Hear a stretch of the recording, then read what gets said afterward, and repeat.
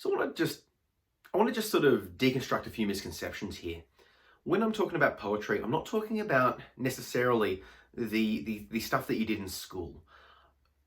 I despised poetry in school because it was presented to me by these external people from years ago who used words that made no sense to express emotions about like an adult life that I didn't quite understand. It was alien to me.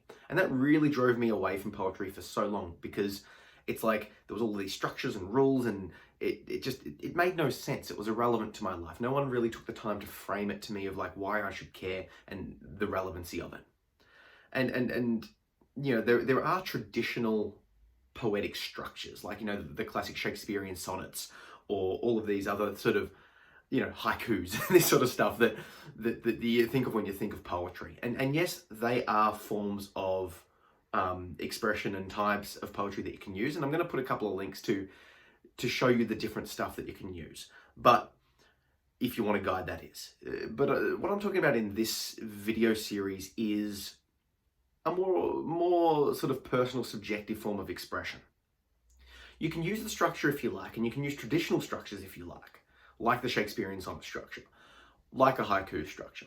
Or you can create your own, or you can go free.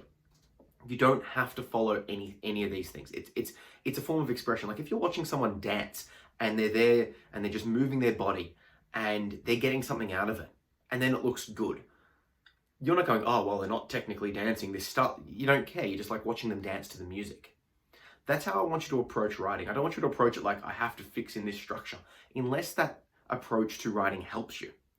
Because in terms of creativity, if I just say to you, just write, there's no structure there. And some people love the freedom, and we'll talk about that in a later video, but some people prefer a particular structure, as in, you know, use these sort of rhymes or limit yourself to these syllables or whatever.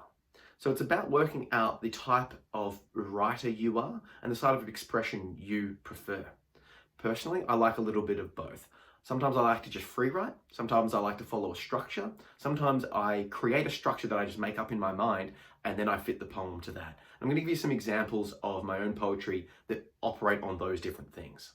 I'm also going to put a couple of pictures and links down below to the more traditional and conceptual styles of poetry. For example, rhyming schemes. So if you want to go like A, B, or A, B, to work out like, you know, which words are going to rhyme with which words, or the different types of poetry, like your haikus, your narratives, your lyrics, your Shakespearean sonnets, all of that sort of stuff. So you can really have a look down because there's so many different options that you can do that people have sort of worked out. And the reason I'm not going to go into all of those examples in this video is because one, I don't know them all. I don't have that level of knowledge. And two, that's more like poetry theory as opposed to poetry writing. I'm interested in actually doing the self-expression as opposed to learning the different types. Now, like I said, if you like a particular rhyme structure or like a particular type of poetry and you want to dig deep into those, by all means, go deep. Look into them, look up examples of them and get really creative and experimental with them. But for the rest of this video, I'm going to go sort of a bit more freer, show you my process and hopefully allow you to develop your own process. Whether that means you use rhyming structures and a particular format, or if it just means you go your own type, that's up to you. It's about expression and about getting the benefits of that expression.